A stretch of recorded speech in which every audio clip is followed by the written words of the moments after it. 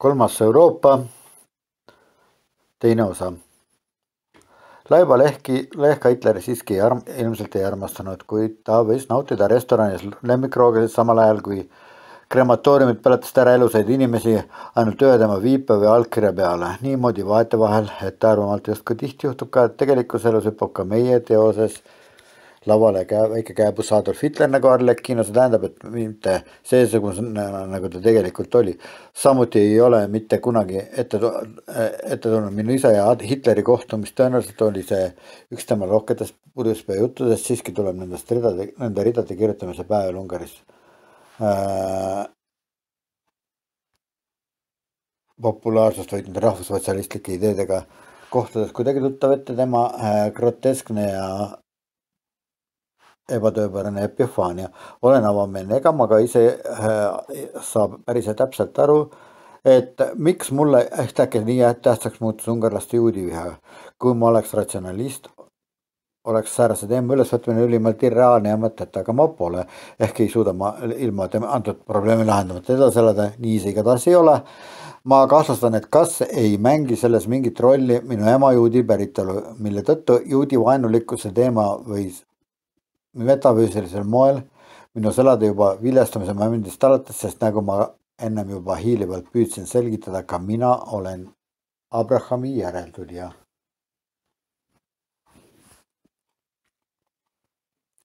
Nende ridade kirjutamise aegu tituleeris rahvusvaheline press Budapesti antisemitismi pealinnaks. Kui ma ka esimest korda elust leidsin ennast face to face vastakuti Ungaris antisemitismiga, valdas mind samasugune tunne, mis on võrreldav unenäoga, milles ma seisan nõutult hiiglasliku raamaturiiuli ees ja mul on vaja just seda raamatut, mis on kõige kõrgemal riiulil asub. Ei saa kätte, kuna redelit ei ole või ei anta, pean ainult nii võimalikuks raamat riiulilt kätte saada, et tõmban endale kaela kõik raamatud ja et mulle ei pakuta alternatiivi, siis nõnda ma teengi veel üks hetk ja mulle kukuvad pähe erisuguseid tarkuseid ja mitut moodi probleemilahenduse sisaldavad raamatud, klassikute ja teadlaste tippteosed, sopakirjanduses kahtlustatavate autorite romaanid, teaduslikud tööd ja samuti tööd, mis ainult pretendeerivad teaduslike tööde nimetusele, pseudoteaduslik looming, rahvuslike kirjanike koguteosed, nagu ka rahvavaenulike romaanikirjanike soperdised, juutide sõpradest ja vaenlastest kirjanike teoste laviin. Ja ma seisan raamatusõja keskel ning minu jaoks oleks nagu peatunud aja kulg ning pole lõppu raamatute sajul. Niisama nagu pole lõppu nende pisaratel, kelle ema ja isa, vend ja õde, tütar ja poeg ristnoolaste putsiaegu Toonovsse tapeti. Ja selles unenäos katavad mind üleni raamatud ning nende alla mattunult on raske hingata. Ma ei suuda enam. Mul on tunne, et varsti ma suren laia maailma haritlaste kultuuritegelaste 700 kilose ja paljude aastasadade pikkuse töö all lutikamoodi laiaks liisutuks saades. Asjalugu on niimoodi, et ma ei ole Ungari kodanik. Sellega on kõike seletatud ja seda teab ka armas lugeja muidugi, kui ta mu eelnevat teksti üldse luges. Nii ei ole mul mitte midagi pistmist haige Euroopa kontinendi südames leitava rahvaasjadega. Ma olen täiesti kindel, et just praegu kompromiteerisin ma ennast nii-öelda õigetest maderitest koosneva lugejaskonna silmis või vähemalt sain nendelt mõne miinusmärgi ja allapoole suunatud pöidla juurde. Et mulle näib, ärgu keegi ometi arvab, et ma Ungari rahvuslasi tahan narrida. Neid, kes on ülimalt uhked, et nad ungarlastena on sündinud ja kes armastavad vaimustavaid ilukõnesid pidada endi legendaarsest ja jumaliku päritolu ungarlusest. Samal ajal kui ülejäänud maailm neid imelikaks pidades võõrastavalt vahib, vaid kes mõnedel kontrollimatutel ja eksalteerunud hetkel on võimelised täiesti ettearvamatult isegi kõike lõhkuvateks ürginimisteks muutuma. Et hiljuti liigagi parempoolsed meelestatud ungarlased tegid ennekuulmatut ülekõhut oma endisele peaministrile. Kuigi ma ei saanud kinnitada, et nagu oleks too riigijuht järjepanu üksnes õigeid poliitilisi otsuseid teinud. No mulle tundus tol ajal, et rahvas hoidis teda halastamatu kriitikaga piitsutades kuni tema poliitilise maine lõpuni väga kõva rõhumise all, rakendades tema vastu psühhoterrorit, millega lausa pressis temalt välja halbu poliitilisi otsuseid ja kui ma märkasin teda Ungari TVs parlamendi istungil parempoolsete poliitikute ristule all põrmu varisemas nagu lumemämm sulab kevadel ära üha nahaalsemateks muutuvate päikesekiirte sadistlike torgete tagajärjel sarnanes minu meelest küüru ja kühma vajunud kuju ehk veidi õlimäel palvetavale ja verd higistavale Kristusele. Nojah, tema muidugi ei oleks võinud messia olla, sest vanade Iisraeli prohveteeringute järgi oleks pidanud too jumaliku päritolu rahvajuht igast küljest vaadatuna ilma ühegi patuta ja eeskujulik taevasaadik, mida tule peaministri kohta kohe kuidagi öelda ei saanud. Samuti mitte ühegi olnud ega tuleva peaministri kohta poleks saanud seda väita nagu üldse mitte ühegi poliitiku kohta. Nõnda sarnanes peaminister pigem ehk kuningas Taaveti ratsameeste eest põgenevale prints Absalonile. Tõsi, tal ei olnud nii pikki juukseid nagu tollel kuningapojal, aga ta oli korraliku lühikeste soenguga ja ka muidu soliidne, sale ja pika kasvu härrasmees. Võib-olla ainult liiga pelikani moodi. Tema rasvatu ja sisutühjana tunduv keha oli justkui ebamaiselt suure surve all. Näis, et kohe, kui opositsioon otse kohe oma armutit piitsutamist järgi ei jäta, painutatakse temast vastu tema tahtmist. Lõplikult küsimärk. Kurbust, kogunisti tragikoomilist meeleolu tekitas aga hoopis see, et igaühe meelest niimoodi asjalood hiilgavalt korras olid. Muutusin näost kaameks mõistes, kuivõrd vähe armastavad maderid oma endi kaasaegseid rahvajuhte. Võib kindlalt väita, et pigem vihkavad, kusjuures igaüks kojamehest ärimaja omanik arvab ennast olevat poliitika tippasjatundja. Ja kui parempoolsed kohe 2/3 häälte enamusega tõukasid võimupiruka juurest ära, vasakpoolsed kordus kõik uuesti. Ehkki leidus neid, kes võimu ülevõtmise päeval õlipuu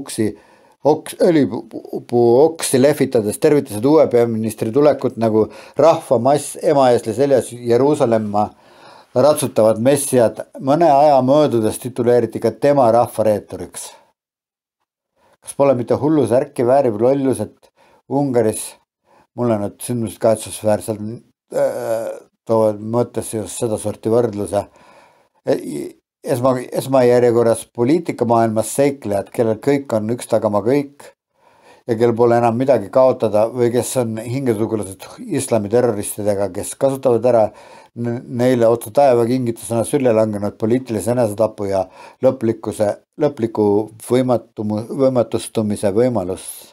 Masoistlikud ekstsellentsid lasevad enne valida niisugustesse valitsusametitesse, millesse sattununa õnnestab neil ametipostidelt sedamoodi ennast vintsutada, ära hävitada ja toosugust enesepiinamiste protseduure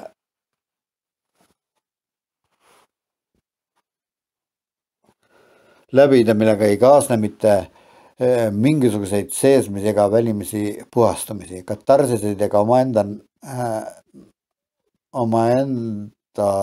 ei omanda nad ka mitte mingisuguseid oskusi või kogemusi, millest nendele iseeneste läbikukutajatele tuleviku tegemistes abi oleks. Nagu ei ole neist absoluutselt kasu ka rahariigile. Eelöeld on iseloomulik ennekõike Ungari vasakliberaalidele. Nad on nagu ööliblikad, kes valguse järele igatsedes tulle lendavad ja niimoodi endid tapavad ja veel ei ole selge, mis on nende peamine liikuma panev jõud, kas piirideta enesekriitika vaba võimuhimu või ennekuulmatust kannatamatusest tunnistust andev viha, mida kiiremini rumala peaga märtriteks saada. Kõik see on aga minu tegelik auahnusest arvamus, mida mitte mingil juhul ei tohi liiga suurele osale avalikkusest lugeda anda, sest kui ma seda teeks, nad kindlasti lintsiks mu ära. Sest teiste üle kohut mõistes olen ma ise liiga kogenematu.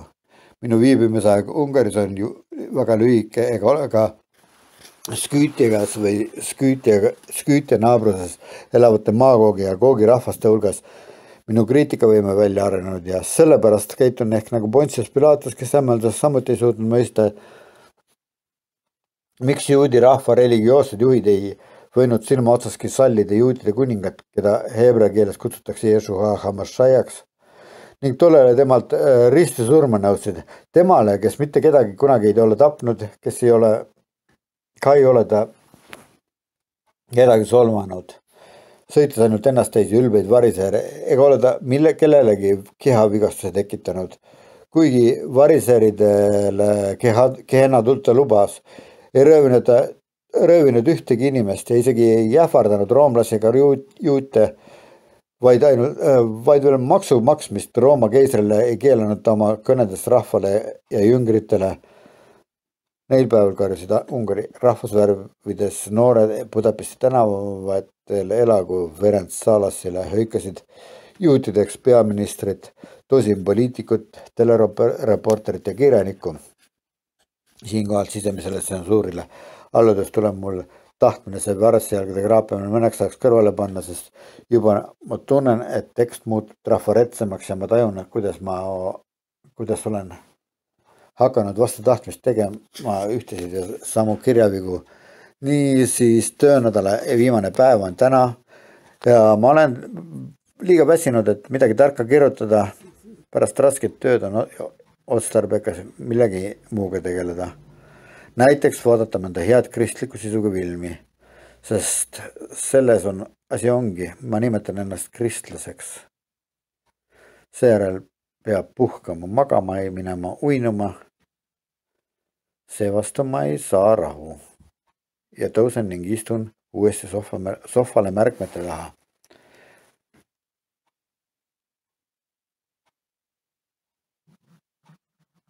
Minust endast tuleb juttu võib-olla kunagi hiljem, kui kohvitamise vahele leiame mõne vaba silmapilgu.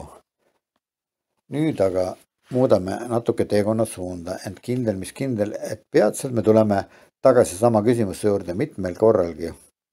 Kuid praegu astume teisele teele. Ühesõnaga, ka meie päevil kõlab aktuaalsena üks mitmes 1000 aastane lugu Moosese ajastust.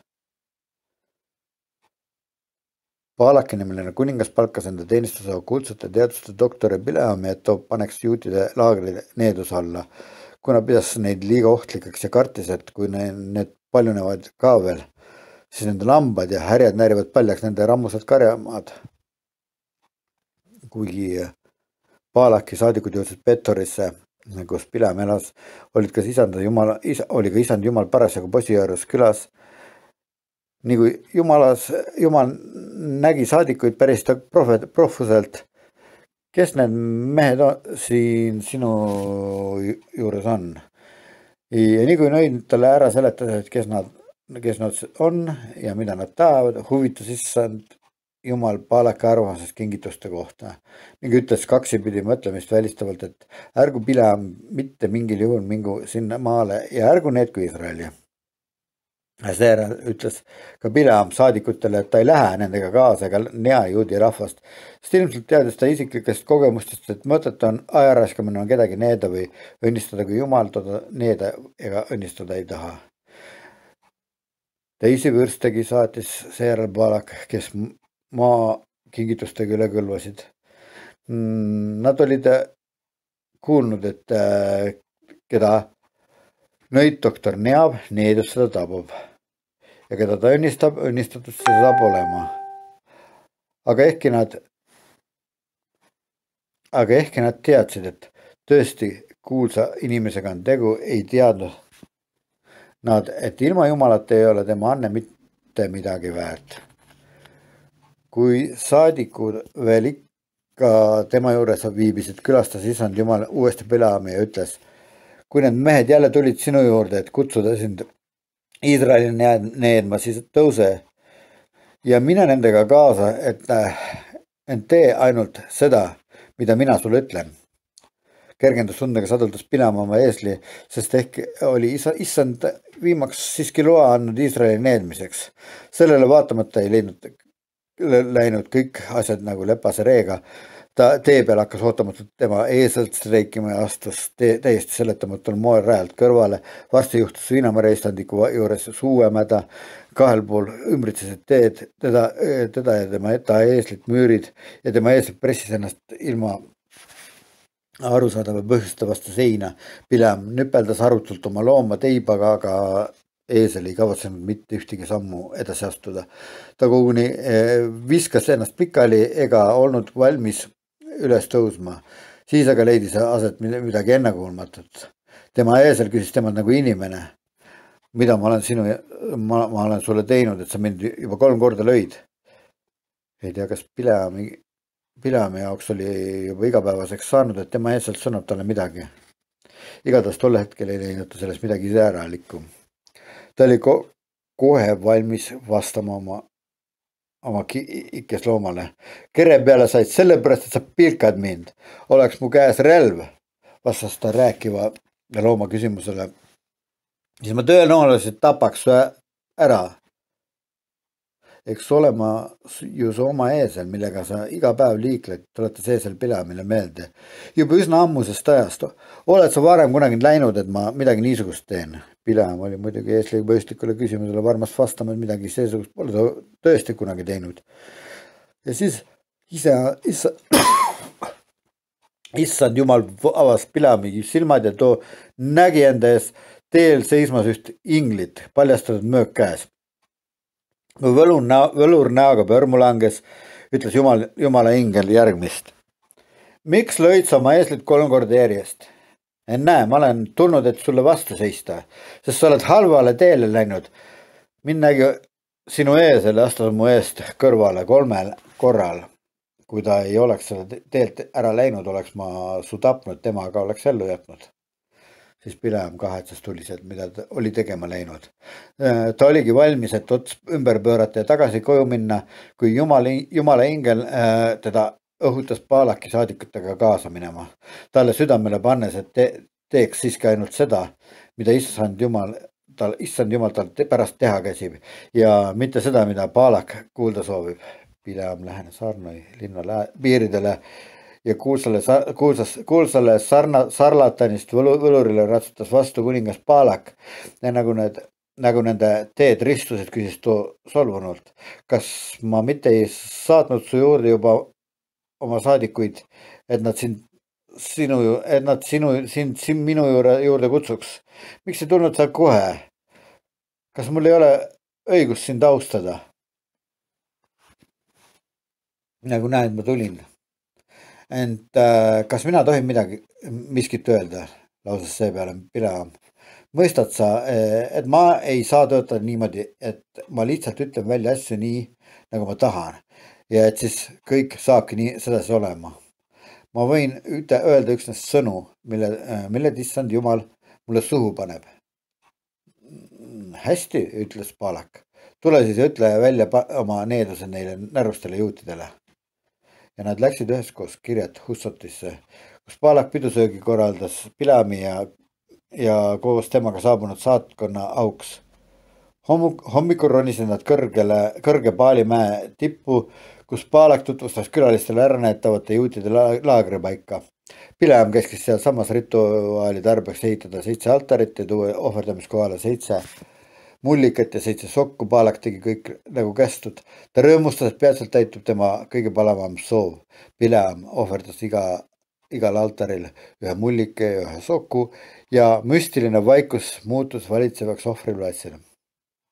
Pileam palus Baalakit, et seisku ta põletusahvri kõrval, öeldes, et läheb natukeseks ajaks ära, lootes, et ehk tuleb issand jumal talle tee peal vastu.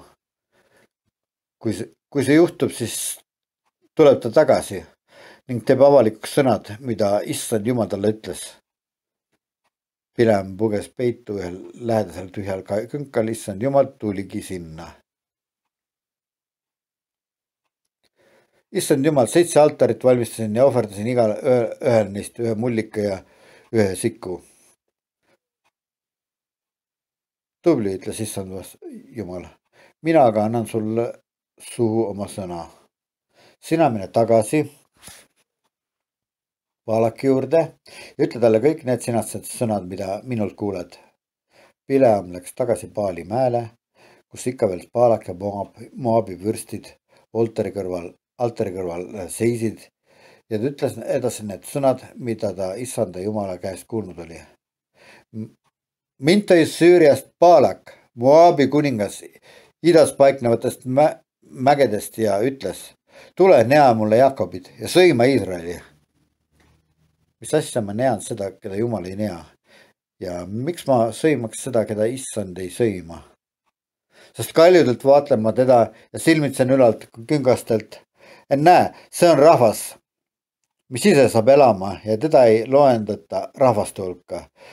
Kas keegi suudab kokku lugeda Jaakobi põrmu ja kas või 4% Iisraelist surgu mu hinge õigete surma ja olgu mu viimne päev samasugune nagu temal.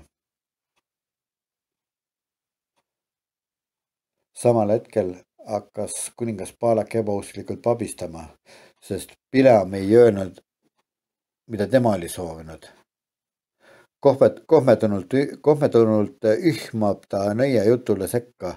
Mida sa minu kometi teed? Ma palusin sinult, et nea minu vaenlast. See on ülesanne, mille täitmiseks oled sa kaugelt maalt siia toodud. Ja vaata, nüüd sa hoopis õnnistate neid. Aga ma ju hoiatasin, vastas Bileam kiiresti. Ma pean jälgima, et ma ütleks üksnes neid sõnu, mille issand Jumal mulle suhu on pannud. Olgu pealegi, ütles habemas karvu katku Baalak. Tule palun minuga ühe teise mäe tippu, kust nad samuti on näha. Kuigi mitte ei näe tervet laagrit, vaid ainult osa ja nea mulle neid. Siis viis Moabi kuningas Bileam üles Piska mäele, kus maag jälle 7 altarit ehitas ja igal ühel neist ühe mullika ja ühe siku ohvriks tõi. Võlur küsis käskis Baalakil koos kaaslaskonnaga samal mäel püsida. Kuni ta ise taas lühikeseks ajaks neist lahkub. Kui ta issanda Jumalaga kohtus ning siis ja see jälle talle oma sõnad suu oli pannud, läks ta tagasi Baalaki juurde, kes oli juba väga uudishimulik, et mida tollel mäel juutide kohta ütleb. Bileamaga sõnas. Ärka üles, Baalak, ja kuule mind Sipora poeg. Jumal ei ole inimene, et valeteks, ega inimese poegi, et muutuks. Kas ta ütleb midagi, ilma et teeks? Lubab midagi, aga ei täida. Ei näe. Ma sain käsu õnnistamiseks. Kui tema õnnistab, mina seda ümber pöörata ei saa. Ta ei märganud Jaakobi juures valet ega näinud Iisraelis kurjust. Issand Jumal on temaga ja kuningale mõeldud sarvehääl kõlab temas. Jumal tõi nad välja Egiptusest ja tema jõud on suur nagu metspühvli oma. Ei tee nõiduskahju Jaakobile ega lausumine Iisraelile. Õigeaegselt antakse teada Jaakobile ja Iisraelile, mida issand Jumal teha kavatseb. Vaata, see rahvas tõuseb püsti nagu emalövi ja ründab isalövi sarnaselt. Ei jää enne rahule, kuni oma saaki ei söö ega mahalangenute verd ei joo. Nüüd oli Baalak juba väga rahutu. Sedavõrd, et palus Bileamile, et kõige parem, kui ta ei nea ega õnnista Iisraeli. Et ka Bileam tundis ennast väga halvasti ja seepärast kukkus jälle selgitama. Rääkisin algusest peale, et mina pean seda ütlema, mille Jumal mulle suhu paneb. Seevasti Baalak oli kui uppuja, kes ka õlekõres kinni haarab. Tule minuga kaasa, ma viin su ühele teisele mäele. Võib-olla meeldib issandale Jumalale, et sa just sealt neaksid minule teda rahvast. Ja vedas Baalak Bileami Peori mäele, kus kõrbe poole avaneb vaade. Veel selge korral ehitas Bileam 7 altarit, kus igaühel neist ühe mullika ja ühe siku ohverdas ja piibel jutustab, et kui Bileam nägi, et meeldib Jumalale Iisraeli õnnistamine, siis ka nüüd järgnes ta oma nõidustele ning pööras näo kõrbe suunas. Kui ta silmad tõstis silmas Iisraeli laagrit, mis hõimude kaupa kenasti korrastatult paiknes tema ees ning püha vaim langes ta peale ja ta hakkas prohveteerima. see on Pileami, Peoripoja ennustus, avanenud silmadega inimese ettekuulutus, tema prohveteering, kes kuuleb sõnu Jumala enda käest ja kes näeb kõige kõrgemat nägemust, aga avatud silmi. Kui ilusad on su telgid, o Jaakob, sinu kojad, o Iisrael, nagu avaraturud, nagu iluaiad jõgede kõrval, nagu issanda enda istutatud aaloed, nagu veekogude ääres kasvavad seedrid, nende anumatest voolavad veeojad, külvi rikkalik vesi kastab, kuningas on neil suurem kui Aagag ja nende riik saab olema väga rikas. Jumal tõi nad Egiptusest, tema jõud on nagu mets pühvlil, mis sööb teisi rahvaid, vaenlasi, kelle kondita murrav ning keda nende nooled surmavad, heidab puhkama justkui isa lõvi ja nagu ema lõvi, kes julgeb teda äratada, kes sind õnnistab, õnnistatud see saab ja kes sind neab, on neetud. Kui Pileam need sõnad ütles, siis Baalak ei olnud enam mitte ainult segaduses, vaid viha ja kibedus oli ta täitnud end. Ta ütles rahulikult, aga vihaga ma kutsusin sind sellepärast, et sa neaks mu vaenlasi. Aga sa oled juba 3 korda neid õnnistanud. Nüüd teeks sa paremini, kui kibekiiresti läheksid tagasi koju. Ütlesin juba, kui väga ma sind austan ja sinu talenti samuti. Aga tundub, et sinu Jumal on sind riisunud minu austusest. Sinu Jumal on sinult riisunud minu austuse. Jah, sõnas Pileam Baalakile, seletasin sinu saadikutele, et kui Baalak kingiks mulle terve kulda ja õpetajat täis maja, ei suudaks ma nii ükskõikselt nagu sa minult nõugad ignoreerida Jumala sõna, et iseenda lõbu pärast head või halba teeksin. Mida issand Jumal ütleb, seda ütlen ka mina. Kahjuks kostsin mu sõnad kurtidele kõrvadele. Nüüd aga lähen tagasi oma enda võimu juurde. Ent enne kui ma lähen, ütlen ma, mida teeb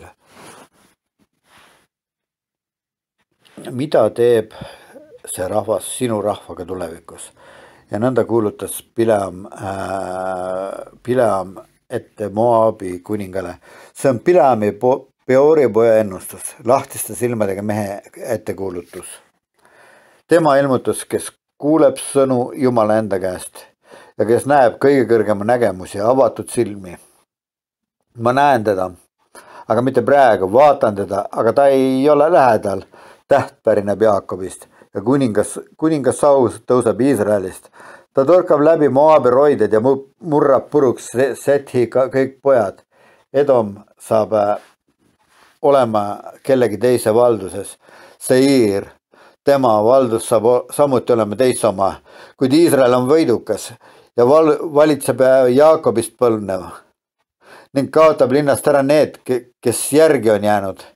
Ja kui ta näeb Amalekki, alustab ta tema kohta mõistukõnad ning ütleb, Amalek oli esimene rahvaste seas, aga lõpuks ta hävib viimse meheni. Ja kui ta näeb Geneost, alustab ta tema kohta mõistukõnad ning ütleb, tugev on su elukoht ja sa rajasid kaljule oma pesa. Siiski Kain hävib, kui Assur su vangi viib. Jälle alustas ta mõistukõnad ja ütles, kes siis veel elus on, kui Jumal seda täide viib ja Kittimi rannikult tulevad laevad ja vaevavad Assurid, sandistavad Eberitki ja ka tema kaob viimseni. Pileam lõpetas ennustamise.